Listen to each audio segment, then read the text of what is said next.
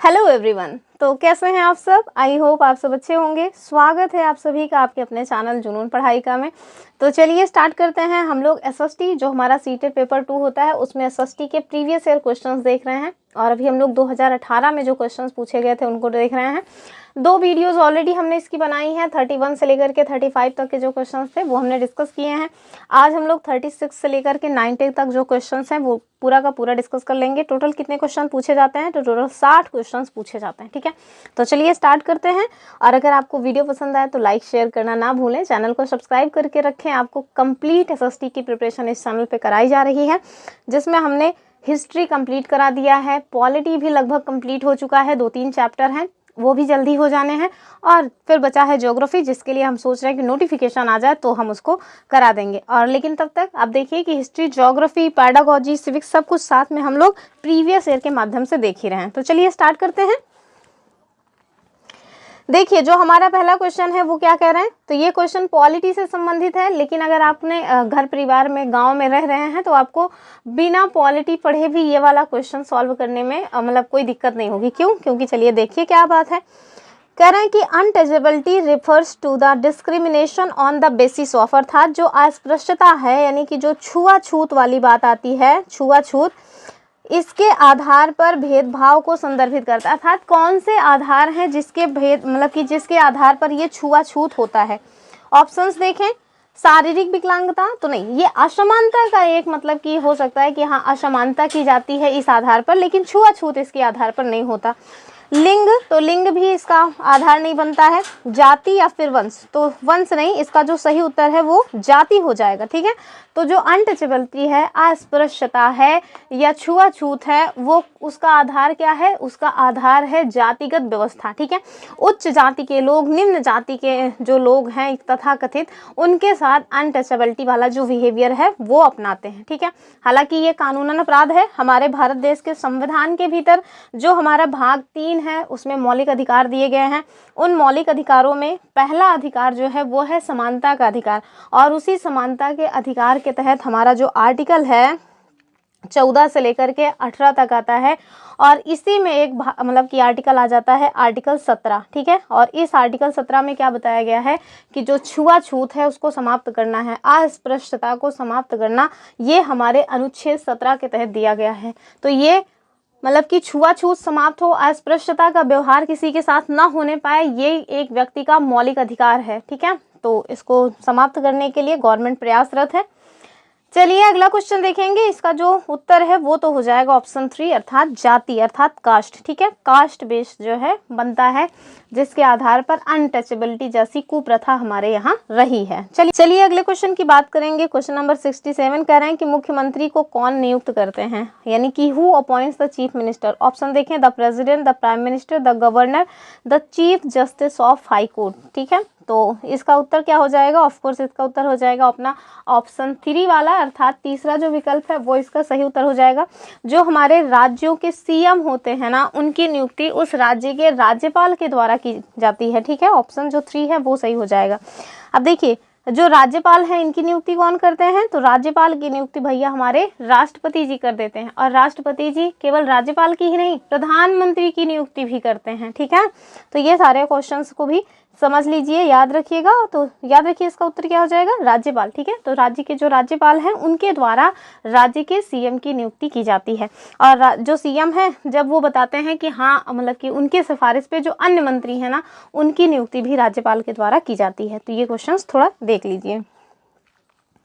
देखिए अगले क्वेश्चन की बात क्या कह रहे हैं, कह रहे हैं कि राज्यपाल को कौन नियुक्त करता है। अभी हमने ऊपर बताया ना कि राज्यपाल की नियुक्ति हमारे राष्ट्रपति जी के द्वारा की जाती है, अर्थात द प्रेसिडेंट ऑफ इंडिया। ठीक है, नेक्स्ट क्वेश्चन देखिए। कह रहे हैं कि प्रधानमंत्री का चुनाव कौन करता है।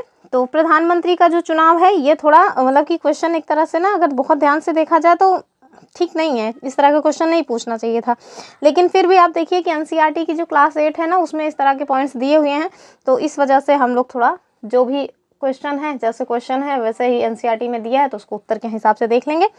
तो कह रहे हैं कि प्रधानमंत्री का चुनाव कौन करता है। ऑप्शन देखें, the council of ministers, the chief ministers, MPs यानी सांसद, या फिर एमपीज एंड एमएलएज। यानी कि सांसद और विधायक। तो जाहिर सी बात है कि जो हमारे सांसद होते हैं ना, इनके द्वारा प्रधानमंत्री का चुनाव किया जाता है। हालांकि ये क्वेश्चन बहुत अच्छा नहीं है, मतलब बहुत ठीक ठाक ये क्वेश्चन नहीं पूछा गया है, ये कंफ्यूजन बेस्ड क्वेश्चन है, लेकिन फिर भी इसका उत्तर यही हो जाएगा। और ऑफिशियल आंसर की से ही हम आपको उत्तर बताते हैं, तो ऑफिशियल आंसर की में भी यही उत्तर दिया हुआ है। ऑप्शन क्या हो जाएगा? एमपीज अर्थात सांसद। नेक्स्ट क्वेश्चन देखिए, कह रहे हैं कि निम्नलिखित में से किसको भारत का पहला नागरिक कहा जाता है? तो जो मतलब कि who among the following is called the first citizen of India. मेरे ख्याल से ये क्वेश्चन आपको पता होगा कि भारत देश के जो प्रथम नागरिक हैं वो कौन हो जाएंगे? ऑफ कोर्स राष्ट्रपति हो जाएंगे, द प्रेसिडेंट। ठीक है, तो किसी भी देश के जो राष्ट्रपति होते हैं ना, उन्हें उस देश का प्रथम नागरिक माना जाता है। तो उत्तर क्या हो जाएगा? तीसरा वाला। चलिए अगले क्वेश्चन की बात करेंगे। क्वेश्चन नंबर 71 क्या कह रहे हैं आपसे? कह रहे हैं कि निम्नलिखित में से किसको भारत में राज्य का पहला नागरिक कहा जाता है? तो राज्य का देख लीजिए, इसके पहले जो पूछा गया था वो भारत का पहला नागरिक कहा जा रहा था। अब जो है राज्य के कौन प्रथम नागरिक कहलाएंगे? हालांकि देखिए ये जो शब्द है ना, ये भी गलत है, लेकिन चूंकि क्वेश्चन पूछा गया है इस वजह से मैं आपको ये क्वेश्चन सॉल्व करा रही हूँ। बाकी एक बात आपको याद रखना है कि हमारे भारत देश के भीतर एकल नागरिकता का प्रावधान है। हमारे भारत देश के संविधान में पार्ट 2 में नागरिकता की बात की गई है, जिसमें एकल नागरिकता का प्रावधान है। और उस एकल नागरिकता के प्रावधान के तहत ये बात निश्चित होती है कि भारत देश, कोई भी व्यक्ति भारत देश की सीमा के भीतर कहीं भी रह रहा हो तो वो भारत का नागरिक कहलाएगा। लेकिन हाँ, अगर वो किसी स्टेट के अंदर रह रहा है तो वो वहाँ का निवासी कहलाएगा, ना कि वहाँ का नागरिक। ठीक है, तो यहाँ पे जो नागरिक शब्द दिया है ये अपने आप में रॉन्ग है, लेकिन चूंकि क्वेश्चन पूछा गया है तो जैसे उन्होंने क्वेश्चन पूछा है वैसे हम उनका उत्तर दे देंगे। ठीक है, तो जैसे हमने देखा कि भारत के प्रथम नागरिक कौन कहलाएंगे, तो भारत के प्रथम नागरिक थे हमारे प्रेसिडेंट अर्थात राष्ट्रपति। तो वैसे ही राज्य में सेम वही सिचुएशन होती है राज्यपाल की, तो उत्तर इसका हो जाएगा राज्यपाल। ठीक है, लेकिन आप इस क्वेश्चन को चैलेंज कर सकते हैं कि यहाँ पे नागरिक शब्द गलत है। ठीक है, चलिए अगले क्वेश्चन की बात करेंगे। कह रहे हैं कि वर्तमान, चूंकि 2018 का क्वेश्चन है तो उसके बाद जो क्वेश्चन है 2014 जो लोकसभा का चुनाव हुआ था, उसके बाद जो लोकसभा का चुनाव होना है उसके बारे में क्वेश्चन पूछा गया है। आपसे क्या कह रहे हैं कि वर्तमान लोकसभा अर्थात 2014 के बाद की जो लोकसभा थी वो कौन से नंबर की लोकसभा थी, ये आपको बताना है। ठीक है, तो वर्तमान के परिप्रेक्ष्य में देखिए अभी जो मतलब कि चुनाव हुआ है वो कौन सी लोकसभा का चुनाव हुआ है, तो आपने जरूर पढ़ा होगा कि 17वीं लोकसभा का जो चुनाव है वो अभी संपन्न हुआ है और प्रधानमंत्री के रूप में फिर से माननीय नरेंद्र मोदी जी जो है वो अपॉइंट हुए हैं। ठीक है, तो देखिए जब का ये क्वेश्चन पूछा जा रहा है तब 2014 के बाद का पूछ रहे हैं, अर्थात 2019 में जो चुनाव हुआ था। ठीक है, उसके जो है 2019 का जो चुनाव हुआ है वो कौन सी लोकसभा का चुनाव था, कुल मिला के ये आपसे जानने का प्रयास किया जा रहा है। तो देखिए 2019 में जो चुनाव हुआ था वो था भैया 16वीं लोकसभा का चुनाव। ठीक है, तो 2019 वाला 16वीं लोकसभा का चुनाव था। 2024 में जो हुआ है वो 17वीं लोकसभा का चुनाव है। तो अब क्वेश्चन अगर बनेगा तो 17वीं के बारे में पूछा जाएगा। ऑप्शन क्या हो जाएगा? 4 वाला।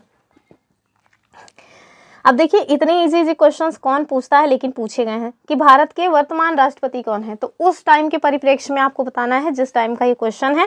तो 2018 में कौन रहे होंगे भारत के राष्ट्रपति? अगर आपको पता है तो ठीक है, वर्तमान में तो आपको पता ही होगा कि माननीय द्रौपदी मुर्मू जी वर्तमान में राष्ट्रपति हैं भारत की। ठीक है, तो इसका उत्तर क्या हो जाएगा? उस टाइम पे रामनाथ कोविंद थे। ठीक, ये क्वेश्चन पुराना है, आंसर हमने नए आधार पर बता दिया है कि वर्तमान में द्रौपदी मुर्मू जी वर्तमान में भारत की राष्ट्रपति हैं। ठीक है, अब मेरे ख्याल से ये क्वेश्चन शायद किसी से गलत होने वाला है आज के मतलब के परिप्रेक्ष्य में।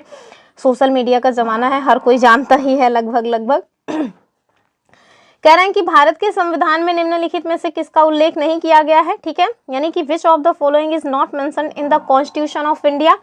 ऑप्शंस देखें कि राज्यों और केंद्र शासित प्रदेशों के नाम। तो अगर आप लोगों ने हमने जो मतलब कि पॉलिटी पढ़ाया हुआ है क्लास 8 वाली उसको देखा होगा तो आपको पता चल जाएगा कि राज्य और केंद्र शासित प्रदेश के नाम जो है ये हमारे संविधान में बताया गया है। दूसरा करें सरकार का ढांचा। हाँ, तो सरकार का ढांचा कैसा होगा ये भी बताया गया है। ठीक है, संसदीय तरीका है। तीसरा कह रहे हैं राजनीतिक दलों के नाम। तो भैया राजनीतिक दलों के नाम हमारे संविधान में नहीं बताया गया है, ये जो काम है ये निर्वाचन आयोग के द्वारा किया जाता है। और नागरिकों के अधिकार, तो हाँ भाग 3 में मौलिक अधिकार दिए ही हैं। तो इसका जो उत्तर हो जाएगा वो हो जाएगा 3 वाला, अर्थात राजनीतिक दलों के जो नाम है ना उसका उल्लेख भारत के संविधान के भीतर नहीं किया गया है। अगले क्वेश्चन को देखिए, कह रहे हैं कि who nominates member to the Rajya Sabha, अर्थात राज्यसभा में सदस्यों को कौन नामांकित करते हैं, ये आपको बताना है। The president, the vice president, या द प्राइम मिनिस्टर, या the chief justice of supreme court. तो देखिए आपने पढ़ा होगा कि राज्यसभा में 12 सदस्यों को नामांकित किया जाता है राष्ट्रपति जी के द्वारा। तो इसका उत्तर क्या हो जाएगा, ए वाला हो जाएगा, अर्थात पहला वाला विकल्प सही है कि राष्ट्रपति जो है ना वो राज्यसभा में 12 सदस्यों को मनोनीत करते हैं, कुछ आधार पे मनोनीत किया जाता है। ठीक है, चलिए अगले क्वेश्चन को देखेंगे। कह रहे हैं कि who among the following was the president of the constituent assembly of India, अर्थात निम्नलिखित में से कौन भारत की संविधान सभा के अध्यक्ष थे। तो ये संविधान सभा क्या है, तो जब भारत देश आज़ाद होने वाला था ना, तो उस टाइम पे एक संविधान सभा बनाई गई थी और इसी संविधान सभा के द्वारा हमारा जो संविधान है वो बनाया गया था। तो उस संविधान सभा के अध्यक्ष कौन थे, ये आपको बताना है। दो तरह से क्वेश्चन बनता है, एक क्वेश्चन पूछा जाता है अस्थायी अध्यक्ष कौन थे, दूसरा पूछा जाता है कि अस्थायी अध्यक्ष कौन थे। तो इसका जो उत्तर हो जाएगा, ये स्थायी अध्यक्ष के बारे में पूछ रहे हैं। अब अगर अस्थायी नहीं लिखा है तो अपने आप में ये समझ लीजिए कि वो अस्थायी के अलावा जो स्थायी अध्यक्ष हैं उनके बारे में आपसे पूछना चाह रहे हैं। तो ऑप्शंस देखिए, सिराज गोपालाचारी बिल्कुल नहीं, अंबेडकर जी बिल्कुल नहीं, डॉक्टर राजेंद्र प्रसाद, जवाहरलाल नेहरू। तो देखिए हमसे संविधान सभा के अध्यक्ष की बात पूछी जा रही है, तो इसका उत्तर जो है वो हो जाएगा डॉक्टर राजेंद्र प्रसाद। यही अगर लिखा होता कि अस्थायी अध्यक्ष कौन थे तो सच्चिदानंद सिन्हा हो जाता, और ये आज सच्चिदानंद सिन्हा वाला नहीं कि अस्थायी अध्यक्ष जो है ना, जो हमारा IAS का पेपर होता है उसमें 2024 का जो प्रीलिम्स एग्जाम हुआ था उसमें क्वेश्चन पूछा गया था, है ना। सोचने वाली बात, इतना इजी सा क्वेश्चन इतना टफ एग्जाम में पूछा गया तो भैया पूछा जाता है। चलिए अगले क्वेश्चन की बात करेंगे, उसके पहले कुछ और पॉइंट्स बता देते हैं। जैसे जो डॉक्टर BR अम्बेडकर जी है ना, ये एक प्रारूप कमेटी बनाई गई थी, उस प्रारूप कमेटी के हेड थे, यानी कि अध्यक्ष थे। ठीक, तो इसको आप याद रखिए। और पहले प्रधानमंत्री थे पंडित जवाहरलाल नेहरू, ये तो आपको पता ही होगा। चलिए अगले क्वेश्चन की बात करेंगे। हमारा जो अगला क्वेश्चन है 77 नंबर का, कह रहे हैं कि निम्नलिखित में से कौन भारत के एकमात्र भारतीय गवर्नर जनरल थे। ठीक है, तो भारत देश जब आज़ाद हो गया 1947 में, तो आप देखेंगे कि पहले गवर्नर जनरल भारत देश की तरफ से बनाए गए थे, और वो कौन थे ये आपको बताना है। ऑप्शंस देखिए, सर्वपल्ली राधाकृष्णन, पट्टाभी सीतारमैया, TT कृष्णामाचारी, या फिर C राजगोपालाचारी। तो मेरे ख्याल से पता होगा, नहीं पता है तो बहुत इंपॉर्टेंट क्वेश्चन है, आपको ये जरूर पता होना चाहिए। ऑप्शन क्या हो जाएगा, 4 हो जाएगा, अर्थात C राजगोपालाचारी। ठीक है, तो भारत देश के मतलब कि स्वतंत्र भारत के जो पहले गवर्नर जनरल बनाए गए थे कौन थे, C राजगोपालाचारी, वो भी भारतीय। ठीक है, तो स्वतंत्र भारत के पहले भारतीय गवर्नर जनरल के रूप में जाने जाते हैं C राजगोपालाचारी, और आखिरी भी हैं क्योंकि कोई और दोबारा बना नहीं, फिर राष्ट्रपति का पद आ गया था। ठीक है, ऑप्शन 4। चलिए अगले क्वेश्चन को देखिए, कह रहे हैं कि भारत का संविधान कब अपनाया गया था। तो हमने एक मतलब कि चैप्टर पढ़ाया हुआ है अपने इसी एक तो जब सीटेट की जो क्लासेस हमने ली है उसमें भी पढ़ाया है, और वैसे भी हमने कई बार पढ़ाया हुआ है एक चैप्टर प्रियम्बल अर्थात प्रस्तावना। ठीक है, तो इस प्रियम्बल में ना लास्ट में एक डेट अंकित की गई है, एक तिथि अंकित की गई है, वही तिथि यहाँ पे उत्तर माना जाएगा। चलिए देख लेते हैं। कह रहे हैं 15 अगस्त 1947, तो भैया इस दिन तो भारत आज़ाद हुआ है, तो ये तो नहीं होगा। कह रहे हैं 26 नवंबर 1947, बिल्कुल नहीं। 26 नवंबर 1949 और 26 जनवरी 1950। बहुत कन्फ्यूज़न होता है इन दोनों डेट्स को लेकर के, लेकिन आपको कन्फ्यूज़न नहीं रखना है। ठीक है, क्यों? क्योंकि भारत देश का जो संविधान है वो अपनाया गया था 26 नवंबर 1949 को, और ये कहाँ लिखा हुआ है, तो वही हमारे प्रियम्बल में लिखा हुआ है, यानी कि हमारी प्रस्तावना में लिखा हुआ है। जबकि जो लागू हुआ है पूर्ण रूप से वो हुआ है 26 जनवरी 1950 को। अब आप सोच रहे हो जब अपना लिया गया है 26 नवंबर 1949 को, तो लागू क्यों लेट में किया गया। तो 26 नवंबर 1949 को जब अपनाया गया था तो कुछ आर्टिकल्स जो है लगभग 15-16 आर्टिकल्स लागू कर दिए गए थे। बाकी के जो आर्टिकल्स हैं पूरी तरह से जो हमारा संविधान है वो कब लागू हुआ है, वो हो गया था हमारा 26 जनवरी 1950 को। इसके पीछे एक बात भी बताई जाती है कि पहली बार जो स्वतंत्रता दिवस मनाए जाने की बात की गई थी वो 26 जनवरी को की गई थी। तो 26 जनवरी की जो तिथि है ना, इसको यादगार बनाए रखने के लिए जो है 26 जनवरी 1950 को संविधान को पूर्ण रूप से लागू किया गया था, ताकि लोग भूल न जाएं 26 जनवरी को। ठीक है, तो उत्तर क्या हो जाएगा इसका उत्तर हो जाएगा 3 वाला, यानी कि 26 नवंबर 1949 को भारत का संविधान अपनाया गया था। उसमें लिखा भी है 26 नवंबर 1949 को संविधान को अंगीकृत, आत्मार्पित और अधिनियमित करते हैं। ठीक है, अगर आपने नहीं देखा तो जरूर देख लिए प्रियम्बल वाला जो मतलब कि वीडियो है वो बहुत काम का है। आप देखिएगा 2024 में भी प्रियम्बल से क्वेश्चन बना हुआ है, हम आपको बताएंगे। क्वेश्चन सब हम सॉल्व करा रहे हैं ना, लगातार सॉल्व कराते रहेंगे तो आपको देखने को मिलेगा कि कैसे कैसे क्वेश्चन पूछे गए हैं प्रियम्बल से। हमारे पास अगला क्वेश्चन क्या है, who among the following played a decisive role in integrating the princely states of India. अर्थात जो भारत देश जब आज़ाद हुआ था तो उस टाइम पे आपने पढ़ा होगा कि 565 रियासतें थी। उन 565 रियासतों को भारत में मिलाने में कौन बहुत ज़्यादा रोल प्ले किए हैं, ये आपसे पूछ रहे हैं कि निम्नलिखित में से किसने भारत की रियासतों को एकीकृत करने में निर्णायक भूमिका निभाई थी। तो ये सारे पॉइंट्स मैंने अपने पॉलिटी वाले वीडियोज़ में पढ़ाया हुआ है। सीटेट के लिए स्पेशली मैंने एनसीईआरटी की पॉलिटी पढ़ाई है। अगर आपने नहीं देखा है तो आप ज़रूर देखिए, हिस्ट्री और पॉलिटी दोनों को ही कंप्लीट कर लीजिए। शायद ही बहुत किस्मत खराब हो तो नहीं बता सकते, वरना शायद ही कोई एक सिंगल क्वेश्चन बाहर जाएगा। सीटेट के लिए बता रही हूँ और किसी एग्जाम के लिए नहीं, ठीक है। तो चलिए देख लीजिए, जवाहरलाल नेहरू, सरदार वल्लभ भाई पटेल, डॉक्टर वी.आर. अम्बेडकर या सी राजगोपालाचारी। तो हमने इसका उत्तर जानना है, क्या हो जाएगा कि किसने निर्णायक भूमिका निभाई थी। तो ऑफ कोर्स सरदार वल्लभ भाई पटेल जी के द्वारा निर्णायक भूमिका निभाई गई थी, अभी ऊपर हमने बताया भी था। तो चलिए अगले क्वेश्चन की बात करेंगे। क्वेश्चन नंबर नेक्स्ट कह रहे हैं कि which of the following deal with the matters in the concurrent list of the constitution of India. ठीक है, तो जो हमारी समवर्ती सूची है उससे क्वेश्चन बना हुआ है कि निम्नलिखित में से कौन भारत के संविधान की समवर्ती सूची के मामले में कार्य करता है। तो चलिए देख लेंगे, हमारे भारत देश का जो संविधान है उसमें अनुसूचियां दी गई हैं। ठीक है, कितनी अनुसूचियां हैं, तो टोटल 12 अनुसूचियां हैं। तो पहले तो यही बता देते हैं कितने भाग हैं। टोटल 395 आर्टिकल्स हैं। ठीक है, 22 भाग है। गणना की दृष्टि से अभी जो है 25 भाग हो चुके हैं, तो जैसे एग्जाम मतलब कि जैसे आपको ऑप्शन मिले वैसे देख लीजिएगा। और 12 अनुसूचियां हैं। स्टार्टिंग में 12 अनुसूचियां नहीं थी, स्टार्टिंग में कम थी, लेकिन संविधान संशोधन के माध्यम से, यानी कि स्टार्टिंग में केवल 8 अनुसूचियां थी। लगातार संविधान संशोधन के माध्यम से 9वीं अनुसूची, 10वीं अनुसूची, 11वीं और 12वीं अनुसूची जोड़ी गई है। ठीक है, तो देखिए जो हमारी 7वीं अनुसूची है ना, अनुसूची जो हमारी 7वीं है, 7th शेड्यूल्ड है, इसमें आप देखिएगा कि केंद्र, राज्य और मतलब कि 3 सूचियों के बारे में बताया गया है। कौन कौन सी सूची, तो केंद्र सूची, राज्य सूची और समवर्ती सूची। तो केंद्र सूची में जो भी मामले रखे गए हैं उन पे कानून बनाने का जो अधिकार है वो केंद्र सरकार को है। जो भी कानून मतलब कि जो भी विषय राज्य सूची में रखे गए हैं उन पे कानून बनाने का जो अधिकार है वो राज्य सरकारों को है। जबकि ऐसे विषय, ऐसी मतलब की चीज़ें जिनको कंकरेंट लिस्ट अर्थात समवर्ती सूची में रखा गया है उस पे कानून बनाने का जो अधिकार है वो केंद्र और राज्य दोनों को है। ठीक है, तो हमसे पूछ क्या रहे हैं, लेकिन हाँ एक बात और याद रखिएगा, सपोज दैट कि केंद्र ने भी कानून बनाया, राज्य ने भी कानून बनाया और दोनों में टकराव हो गया, तो जब भी कभी टकराव आएगा तो केंद्र के द्वारा जो कानून बनाया गया है वही प्रभावी माना जाएगा, राज्य के द्वारा जो कानून बनाया गया है वो निष्क्रिय हो जाएगा।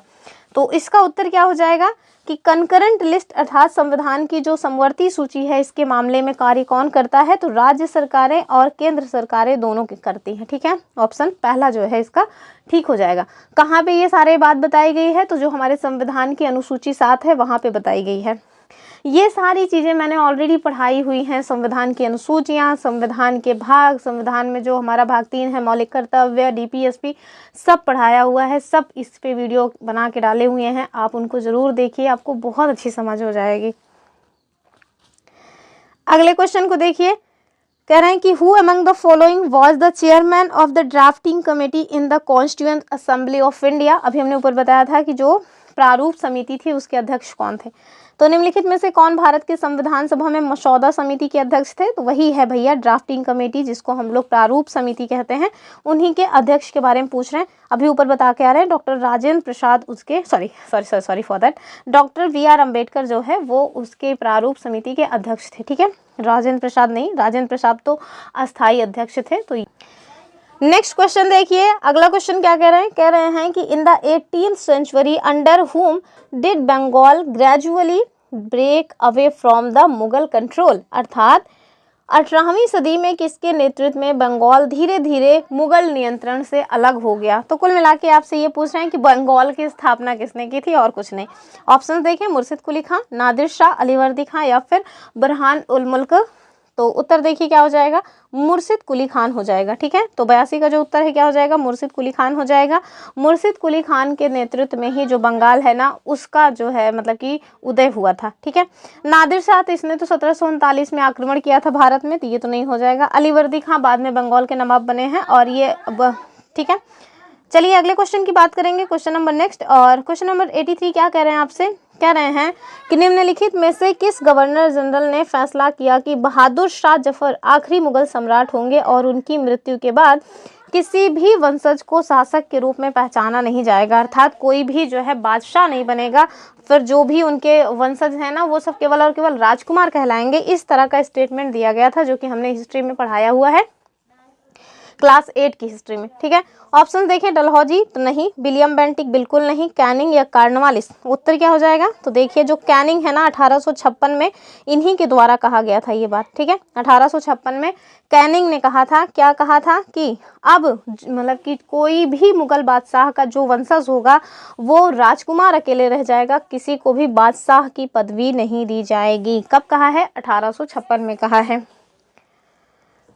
डलहौजी का तो व्यक्तिगत का सिद्धांत बहुत ही प्रसिद्ध है, आप लोगों ने पढ़ा होगा। अगले क्वेश्चन की बात करेंगे, क्या कह रहे हैं आपसे, कह रहे हैं कि which governor general declare that Awadh was being misgoverned and British rule was needed to ensure proper administration, अर्थात कौन से वो बंगाल मतलब कि कौन से वो गवर्नर जनरल थे जिसके द्वारा ये कहा गया कि अवध जो है ना वो गलत तरीके से शासन कर रहा है, उचित प्रशासन सुनिश्चित करने के लिए ब्रिटिश शासन की आवश्यकता है।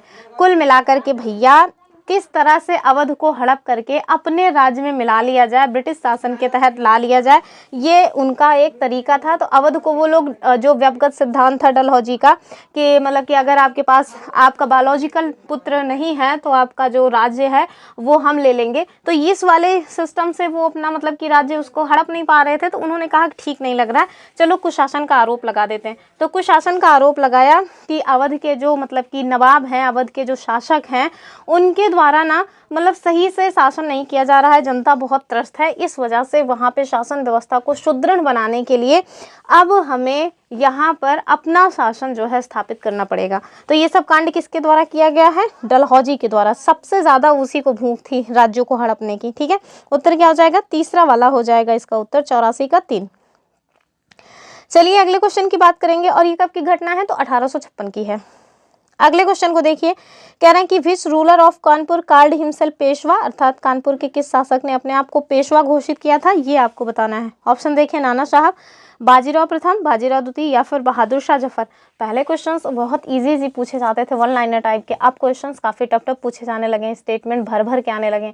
तो अभी तो 2018 के क्वेश्चंस हैं तो इजी ही होंगे, जब जैसे जैसे आप 2021, 22, 23, 24 के क्वेश्चंस देखेंगे ना तब माथा घूमेगा। तो इसी वजह से मैंने पीछे से मतलब कि प्रीवियस ईयर क्वेश्चंस कराना स्टार्ट किया है, ताकि पहले आप हल्के हल्के क्वेश्चंस को देखें, बाद में आप भारी भारी क्वेश्चंस देखें।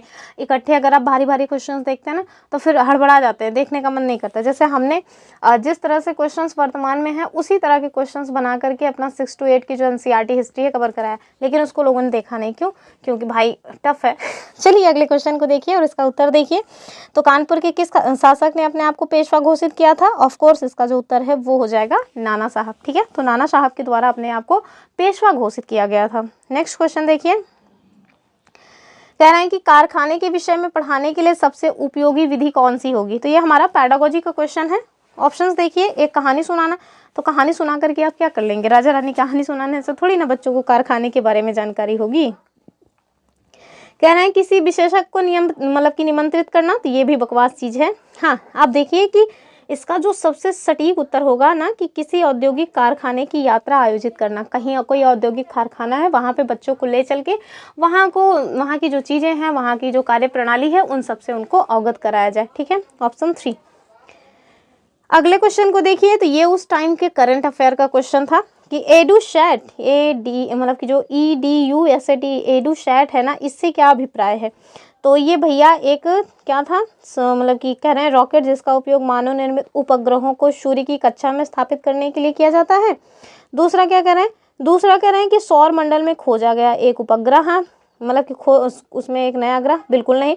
एक क्षुद्र ग्रह जो मंगल और बृहस्पति की कक्षाओं में पाया जाता है, बिल्कुल नहीं। उत्तर क्या हो जाएगा? तो ये हो जाएगा डी वाला, अर्थात एक मानव निर्मित भारतीय उपग्रह था एडुसैट। ठीक है, ऑप्शन 4। ये क्वेश्चन तो मेरे ख्याल से आपको सबको पता होगा। पंचवाड़ी भले ना पता हो लेकिन बीजक जरूर पता होगी। तो पंचवाड़ी और बीजक में निम्नलिखित में से किस महान हस्ती के छंद और विचारों को संरक्षित किया गया है? तो आप सोच रहे हैं हिंदी साहित्य का क्वेश्चन है, तो हिंदी साहित्य का नहीं है भैया। ये क्वेश्चन जो है भक्ति काल जो हमारा है, जिसको हमने बहुत अच्छे से पढ़ाया हुआ है।